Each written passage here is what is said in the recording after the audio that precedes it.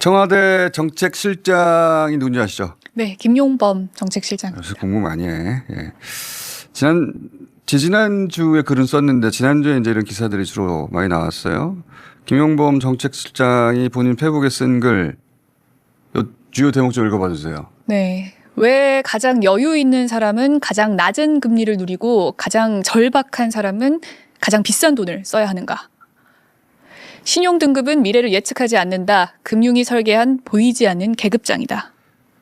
자, 관련해서 기사가 났길래 제가 천천히 읽어봤는데 김 실장이 이재명 정부 첫 번째 정책실장이 된 이유가 있더군요. 예. 생각이 잘 정제해 있고 굉장히 성찰적이고 엘리트 관료 출신인데도 오픈 마인드인데다가 그걸 글로 표현하는 능력도 출중했어요.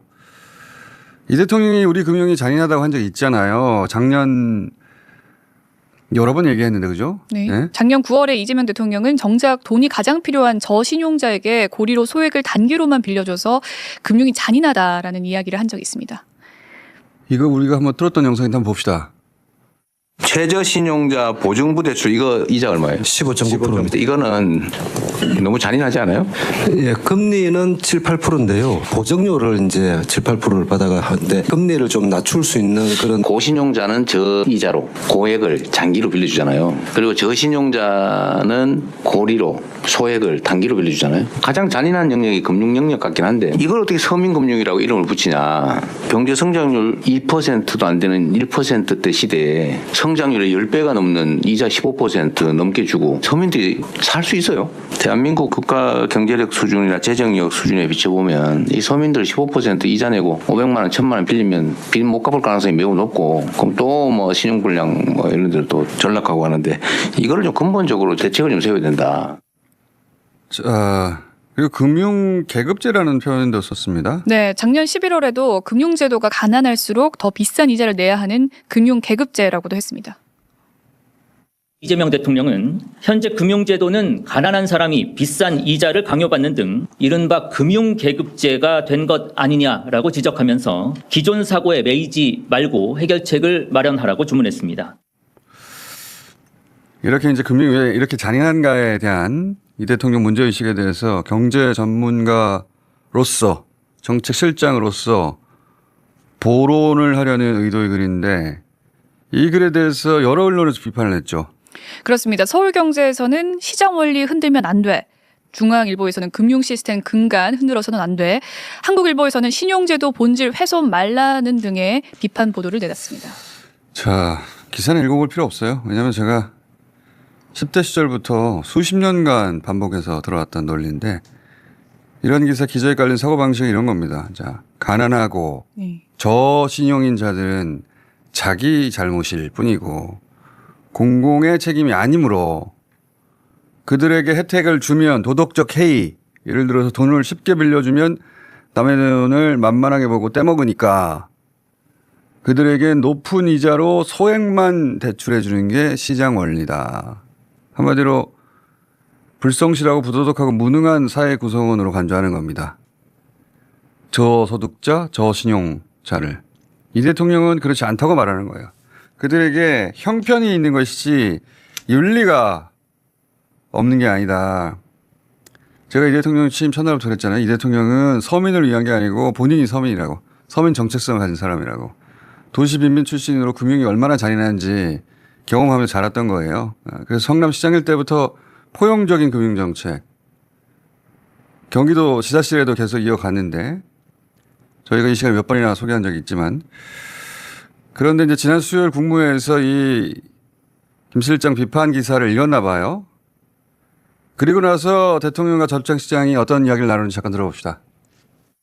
우리 정책실장께서 금융기관은 준공공기관이다. 페이스북에 글을 썼습니다. 아주 잘 지적하셨던 것 같은데 제가 맨날 말을 길게 했는데 그걸 딱 간단히 줄여주셨습니다. 먹고 있습니다. 네.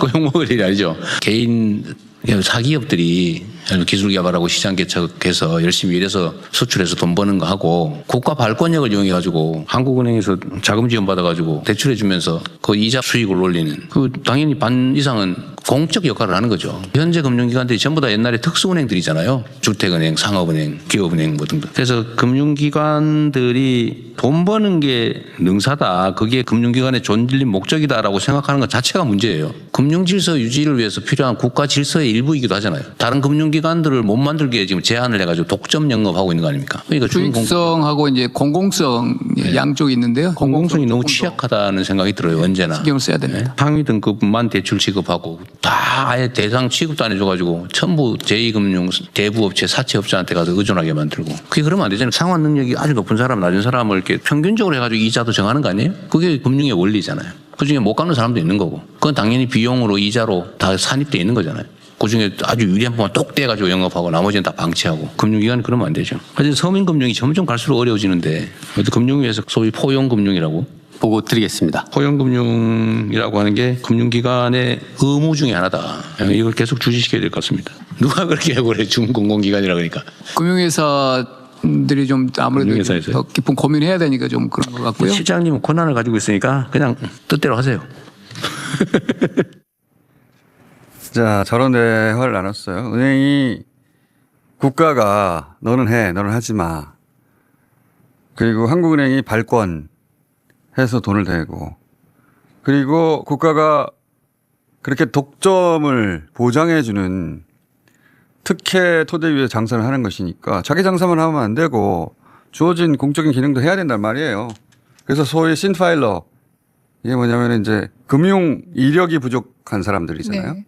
그러면 서류가 없어서 얇을 거 아닙니까? 그래서 신파일러라고 부르는데 이들을 어떻게 포용할 것인가에 대한 포용금융 추진단이 이달 출범하죠. 그렇습니다. 금융위에 여러 국이 동시에 참여해 현행 여신 시스템에 대해 중점적으로 논의할 예정이라고 합니다. 그 부동산 쪽에서는 지난 주말 양도세 중과위원 조치가 끝났죠. 그렇습니다. 지난 5월 10일부로 양도세가 중과됩니다. 네. 할 말 있어요? 아니요. 제가 이 정책실장 글을 소개하는 이유는 이명박이래. 제가 하도 이명박 많이 해가지고 하고 이재명 정부에서 새롭게 펼치게 될 포용 정책처럼 포용적인 금융 정책처럼 새로운 금융 정책, 새로운 주식 정책, 새로운 부동산 정책들이 이제 많이 나올 텐데 그에 대한 해설을 듣고 싶으면 이 경제지나 보수지를 보지 말고 그들은 똑같은 논리로 수십 년째 반복하고 있어요. 이 김 실장의 페이스북을 참고하라고 알려드리는 겁니다. 예. 특히 주식 하시는 분들. 12시에 만나요. 주식아왕 꼭 보시고 네. 국무회의와 이 김용복 정책실장 페이스북을 참고하시라. 자, 전쟁 얘기 짧게 업데이트 합시다. 네. 트럼프가 지난 금요일에는 오늘 밤까지 이란 답변 기대한다고 했지만 이란은 그 기한을 넘겼죠. 네, 미국이 정한 기간에 맞출 생각이 없다며 기한을 넘겼고요. 어제 한국 시간 자정 무렵쯤에 파키스탄의 이란 답변을 전달했다고 합니다. 그리고 트럼프가 우리 시간으로 새벽 5시쯤에 답변이 안 된다고 마음에 안 든다고 SNS를 했어요. 네. 방금 이란의 소위 대표라는 자들이 보낸 답변을 읽었다. 마음에 들지 않는다. 완전히 용납 불가다라고 포스팅했습니다. 저 답변이 뭐 또 최종이겠나 싶어요. 예. 일단 여기까지 전개가 됐고 우리나라 HMM 네. 나무호 폭발에 대해서 물으니까 전날에는 이란 공격한 거라고 했다가 이란이 부인했다고 하니까 뭐라고 답했습니까? I love South Korea라고 답했습니다. 이 영상 잠깐 봅시다. You said that South Korean ship was attacked by Iran, but Iran denied it. Do you share with I love South Korea. 무슨 소리야? I love South Korea.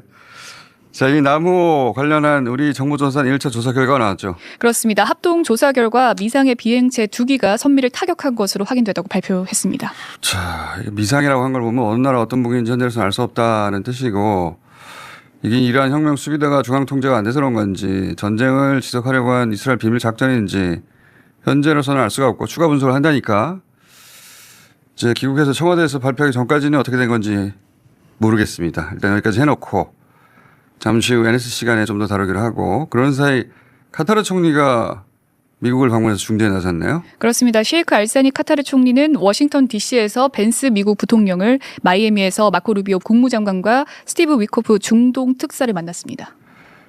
이제 카타르가 왜 이러냐면 카타르에 중동 지역 최대 규모의 미군 기지가 있습니다. 네. 카타르가 사우디하고 이란 사이에 있거든요. 작은 나라예요.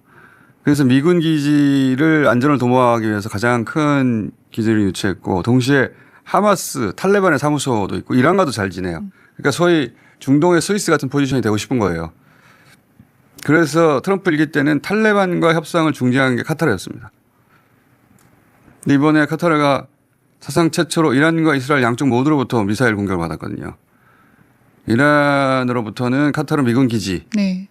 미사일 공격을 받았고, 이스라엘로부터는 카타르에 있는 하마스 사무소 공격을 받았어요. 스위스가 되고 싶었는데, 그래서 미군 기지를 그렇게 크게 위치했는데 그 덕분에 오히려 공격을 받았으니까 충격이죠. 네. 그러니까 이 전쟁이 남의 전쟁만이 아닌 것이고 적극적인 중재 역할에 그래서 나선 걸로 보이는데, 미국도 이란도 어느 정도 기대는 한다 싶은 것이, 미국 주요 인사를 방금 말했듯이 만났고, 그리고 이란이 카타르 LNG선 네. 호르무즈 통과를 허용했습니다. 지난 일요일에. 그래서 카타르 뉴스가 나오는 것이고, 자, 러시아도 나섰는데 이건 NSC에서 다루기로 하고, 재보선 이야기 짧게 하고 넘어갑시다. 자, 최대 격전지 부산 북갑 경기 평택 을인데, 부산 북갑 새 후보는 뭐였어요, 주말에? 새 후보 모두 개소식이 있었습니다. 아, 하정우 후보는 후보내장이 누구죠? 전재수 부산시장 후보입니다. 아하. 하정우 후보나 전재수 후보내장 영상 있습니까? 이재명, 전재수, 하정우로 이어지는 북구 발전의 무적함대 예산 따올 거고 제도 바꾸고 사람 연결하겠습니다. 북구의 시간을 반드시 앞당기겠습니다.